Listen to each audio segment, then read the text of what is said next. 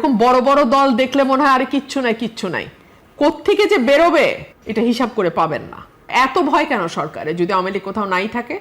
আপনার কাছে কি মনে হয় তিনি কি ফিরবেন কিনা? উনি ফিরবেন, ফিরতেই হবে ওনাকে। সবচেয়ে খারাপ অবস্থা স্বরাষ্ট্রের। উনি তো ডিফ্যাক্টো প্রধানমন্ত্রী হয়ে মনে করতেছেন যে যতগুলো মন্ত্রণালয় আছে সবগুলোর দায়িত্বে উনি। ব্যাপারটা এরকম না, ওনার মন্ত্রণালয় কিন্তু ডুবে গেছে এবং উনি যদি ফিরে আসে সবচেয়ে বেকায়দায় পড়বে সরকার। না পারবে ফাঁসি দিতে, আমাকে আপনারা খারিজ করে দিতে পারেন, ট্যাগ দিতে পারেন, অমুক তমুক বলতে পারেন। এনসিপির নাহিদ ইসলাম আজকেই বলেছেন যে শেখ হাসিনা বিমানবন্দরে নামার পর সরাসরি তাকে ফাঁসির কাস্টে ঝোলানো। রাজনীতি তো একটু হুঙ্কার টুঙ্কার না দিলে তো হয় না। নেতা কর্মীদের একটু চাঙ্গা রাখতে হয়। নেতা না হয় আছে 10টা আর কর্মী না হয় আছে 5টা, 15 জনকে তো চাঙ্গা রাখতে হবে। আপারে 4 অগস্ট 2024 বিএনপিরও মুরদ ছিল না। অবশেষে রুমিন ফারহানার বক্তব্যে একটু অন্যরকম সুর। তার কথা স্পষ্ট যে তিনি বিএনপি থেকে এতটাই বিরক্ত হয়েছেন, তিনি আওয়ামী লীগ ফিরে আসার অপেক্ষায় আছেন। তিনি বলছেন হাসিনার ফিরে আসতে হবে, হাসিনার ফিরে আসা দরকার।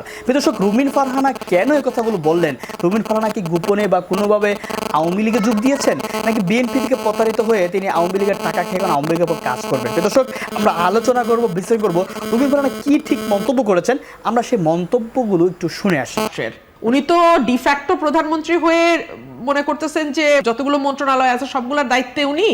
ব্যাপারটা এরকম না, ওনার মন্ত্রণালয় কিন্তু ডুবে গেছে এবং উনি যদি ফিরে আসে সবচেয়ে বেকায়দায় পড়বে সরকার। না পারবে ফাঁসি দিতে, আমাকে আপনারা খারিজ করে দিতে পারেন, ট্যাগ দিতে পারেন, অমুক তমুক বলতে পারেন, গালাগালি করতে, আমার কিচ্ছু যায় আসে না।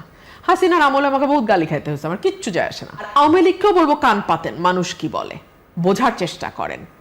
আওয়ামী লীগের পুনর্বাসন এবং শেখ হাসিনার দেশে ফেরা, আপনি কি মনে করেন যে কথা আমরা শুনছি তিনি দেশে ফিরবেন ডিসেম্বরে? আপনার কাছে কি মনে হয় তিনি কি ফিরবেন কিনা? উনি ডিসেম্বরে ফিরবেন কিনা আমি জানি না, তবে আমি একজন রাজনৈতিক ক্ষুদ্র কর্মী হিসেবে যেটা বুঝি উনি ফিরবেন, ফিরতেই হবে ওনাকে। ফিরতে হবে কয়েকটা কারণে। আপনি যদি একেবারে নিরপেক্ষভাবে দূর থেকে দাঁড়িয়ে ওনার অবস্থানটা চিন্তা করেন, ওনার পরিবারের একটা দীর্ঘ ইতিহাস আছে রাজনীতির এবং একটা দীর্ঘ ত্যাগের মধ্যে দিয়ে তার পরিবারকে যেতে হয়েছে। ইনফ্যাক্ট তিনি তার পুরো পরিবারকে হারিয়েছেন এই রাজনীতির কারণেই। তার সঙ্গে জড়িয়ে আছে তার পরিবারের সঙ্গে তার আরো বৃহৎ পরিবার, তার দল, যেই দলটিকে একেবারে ভেঙে চুরে যাওয়া অবস্থায় 75 থেকে 80 তিনি 81 সালে ফিরে এসে হাল ধরেছিলেন এবং 81 থেকে 26 46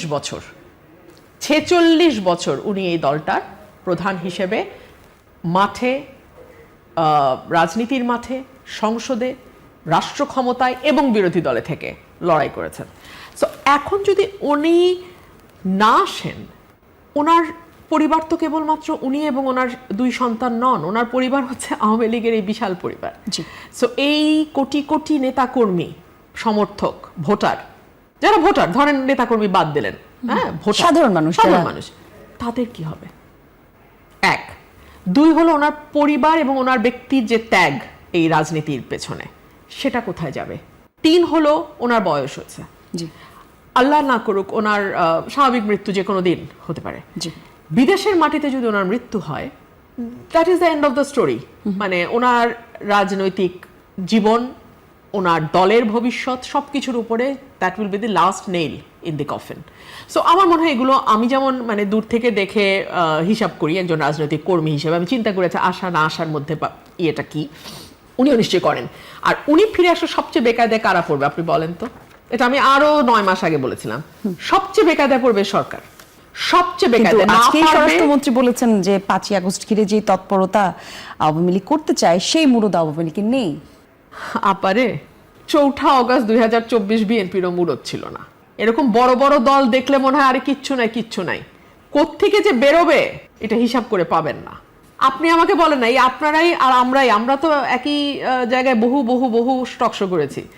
4 অগস্ট 2024 বিএনপি কই ছিল?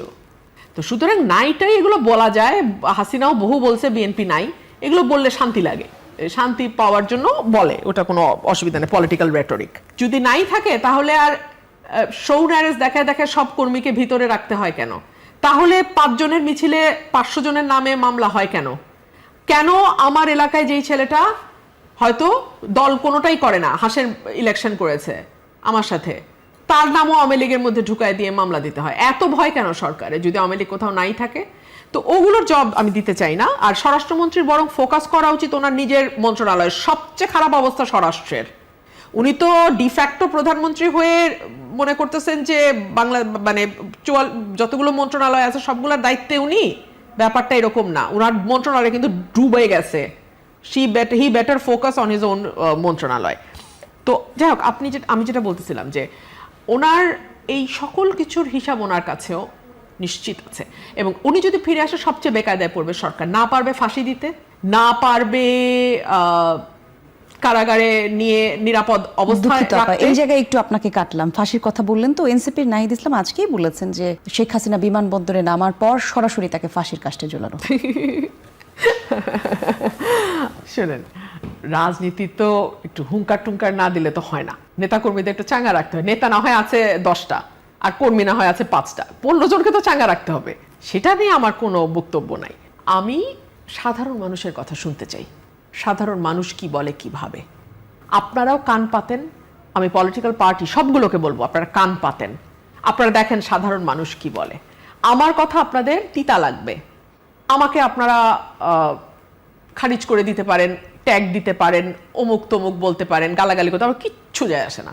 হাসিনার আমলে আমাকে বহুত গালি খাইতে হয়েছে, আমার কিচ্ছু যায় আসে না। কিন্তু মানুষ কি বলে এটা কান পাতেন। কেন পাতেন? আমি এনসিপিকেও বলবো, বিএনপিকেও বলবো, জামাতকেও বলবো, কারণ মানুষকে ঘিরে আপনাদের কাজ। আর আওয়ামী লীগকেও বলবো কান পাতেন, মানুষ কি বলে বোঝার চেষ্টা করেন।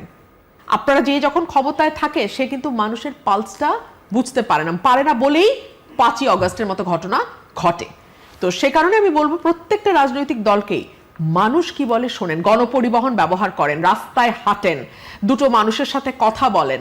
আর কিছু না হোক ফেসবুকে দেখেন অনেক ছোট ছোট ছোট ছোট মোবাইল জার্নালিস্ট আছে, তারা কিন্তু ঠাস করে একে তাকে ধরে বাইট নেয়, কথা শুনে। সাধারণ মানুষ যারা দরবারের সঙ্গে যুক্ত না, দরবারহীন মানুষের কথা শোনেন, তাহলে বুঝতে পারবেন মানুষ কি চায়। বক্তব্যগুলো একটু শুনে আসি। তার মন্তব্য শুনেছেন, তার মন্তব্য কিন্তু খুবই কড়া এবং বিএনপির জন্য আমি বলবো এটা অশনি সংকেত যে তার মতো একজন নেত্রীকে বিএনপি অ্যাভয়েড করেছে, অবহেলা করেছে এবং সে এখন আওয়ামী লীগের দিকে ঝুঁকছে। দর্শক, এটা আমি মনে করি বিএনপির জন্য কাল হয়ে দাঁড়াবে। কারণ রুমিন ফারহানা যে অভিযোগগুলো করেছেন বিএনপির বিরুদ্ধে, সেই অভিযোগ যদি একটু খতিয়ে বা খোঁচা মেরে কিছু বের করা যায় তাহলে বিএনপি অনেক ক্ষতিগ্রস্ত হবে। রুমিন ফারহানা বিশেষ করে যে আওয়ামী লীগের পথে যাচ্ছে, আমি এটা বলবো তার ভুল রাজনৈতিক অ্যাডিকশন হবে। কারণ আওয়ামী লীগ যে কাজ করেছে তার জন্য যদি আওয়ামী লীগের বিচার না চেয়ে তিনি আওয়ামী লীগকে সাধুবাদ দেন বা আওয়ামী লীগ ফিরে আসার কথা বলেন, তার মতো নেত্রীর কাছে এটা মানায় না। তাহলে মানুষ এটা ধরে নিবে। মানুষ মনে করে বা বিভিন্ন সময় বলছিল যে রুমিন ফারহানা তার নেত্রীর কাছে বা আওয়ামী লীগ হাসিনার কাছে ফ্ল্যাট চেয়েছে এবং তিনি বলেছিলেন ফ্ল্যাট চেয়েছে, পাশাপাশি তিনি এমপি নির্বাচিত হয়েছেন। তার মানে কি রুমিন ফারহানার সাথে আওয়ামী লীগ বা হাসিনার সাথে কোনো সম্পর্ক আছিল কিনা বিগত আমলেও, সেগুলো মানুষ ধরে নেবে এবং সেগুলো মানুষ বাস্তবায়িত মনে করবে। এই জন্য রুমিন ফারহানা একজন ভালো নেত্রী, তিনি রাজনীতি বুঝে রাজনীতি করেছেন, তিনি স্বতন্ত্র থেকে নির্বাচিত হয়ে সংসদে এসেছেন, তার একটা ভ্যালু আছে। আমি মনে করি জামাতের সাথে যদি তিনি যুক্ত হন হয়তোবা তার সম্মান মর্যাদা এবং সামনে রাজনৈতিক ভবিষ্যৎ আরও উজ্জ্বল হবে। কিন্তু আওয়ামী লীগের দিকে ঝুঁকলে ধ্বংস ছাড়া আর কিছুই পাবে না বলে